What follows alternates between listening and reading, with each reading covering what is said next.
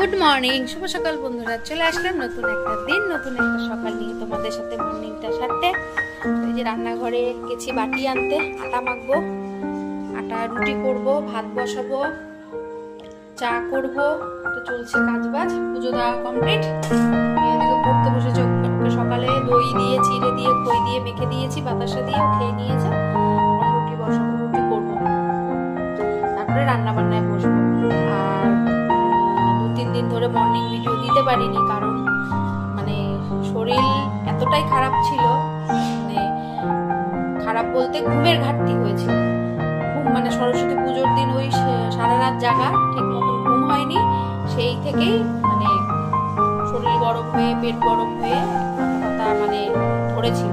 ওই কারণে ঠিকঠাকভাবে ভিডিও দিতে পারিনি, কোনো ভিডিওই ঠিক মতন মানে করতে পারিনি। শরীরটা খুবই ক্লান্ত ছিল, ঘুমিয়েছি, কালকেও অনেকক্ষণ ঘুমিয়েছি।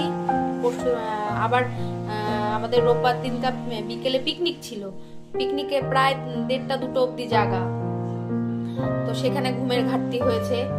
তো তারপরে কি করব, এসে কালকে তোমাদের দাদাভাই ছুটি ছিল, কালকে ঘুমিয়েছি একদম মানে ঠিক মতন ঘুম নিয়ে। আজকেও তোমাদের দাদাভাই কাজে বেরিয়ে গেছে, তারপরে এসে ঘুমিয়ে ঘুম থেকে উঠে সব কাজকর্ম সেরে স্নান করে পুজো দিয়ে এই যে এখন বসছি রান্না বান্নায়। ঘুমের ঘাটতি হলে শরীর একদম স্বাদ দেয় না, প্রচন্ড পরিমাণে ঘুমের ঘাটতি হয়ে গেছিল, এখন শরীরটা স্বাদ দিচ্ছিল না। তার মধ্যে ঠান্ডাটা একবার গরম, একবার গায়ে দিলে গরম লাগে, আবার গা থেকে খুলে ফেললে ঠান্ডা লাগে। তো এই করে করে তো হচ্ছে, গলা বসে গেছিল, তো অনেকটাই এখন ঠিক আছে। চলো রুটিটা, আটাটা মেখে নিই, রুটি করবো, এখন থেকে পাবে ভিডিও।